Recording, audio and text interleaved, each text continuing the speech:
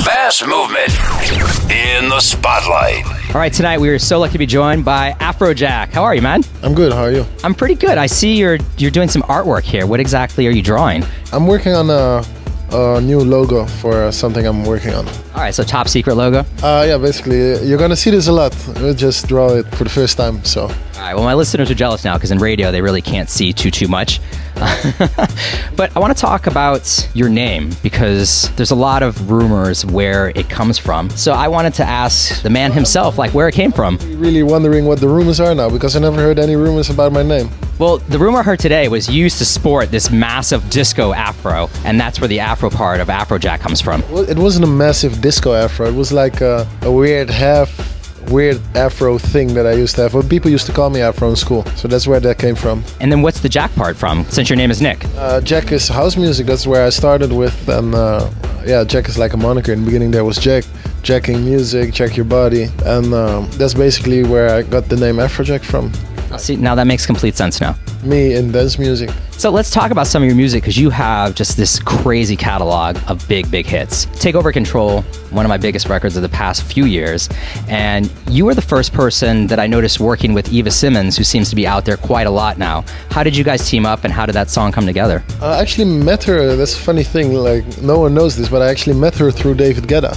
In a party in Amsterdam, he introduced us and he's like, you guys should work together. I'm like, okay. And I already made the instrumental for Take Over Control, and then I said like, try something, and she just ripped it off. We were in the studio, she was listening and we were jamming, and she just killed it. That's simple, huh? That's simple. Well, you bring up Guetta, and I heard this rumor that you do beat contests with him in his helicopter to see who can make a track the fastest. Is that true? In his jet. Well, not to make a track the fastest. He didn't believe that I could make a track in under 20 minutes, and I did. Never released it because it was like, it was okay, but it wasn't something great, but I've worked pretty fast. So did you win something for making that track in under 20 minutes from David? I got a cookie. Hey, that's a pretty good thing. I love cookies. I like cookies too. So working with David Guetta a lot, has he given you some good advice? Because he's been in the game for a really long time.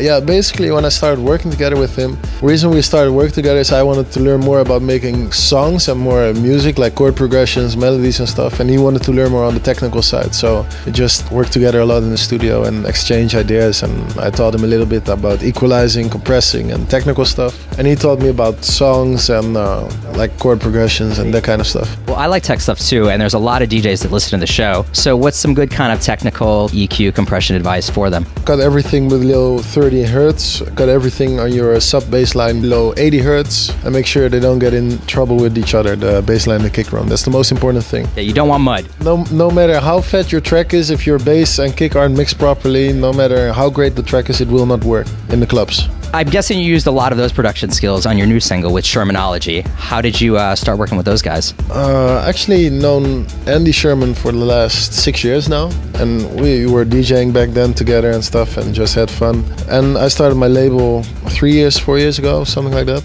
And he was a good friend of mine and he had great music ideas. Sharminology is like Andy, Leon and Dorothy, two guy singers and one girl singer, and they're all family. And they just had like great music and didn't have exposure. So I basically said like, well, sign to my label and let's tour, let's have fun. Well, you speak of touring, and the Jack Tour has a lot of your label people. I see Quintino, R3hab. Tell me what sets your tour apart from the other ones that are going on this summer. Well, I'm there, R3hab's there, Quintino's there, and it's just I don't know. I've never been to any of the other tours. I just know like what I want to do is just make a nice party. That's the only reason I want people to come, like just have a nice party. Well, we like to party too, so let's party right now. Why don't you introduce your new single with Sharminology and we'll get the party started. Well, this is Afrojack, and you're gonna hear my new single together with Sharminology, Can't Stop Me.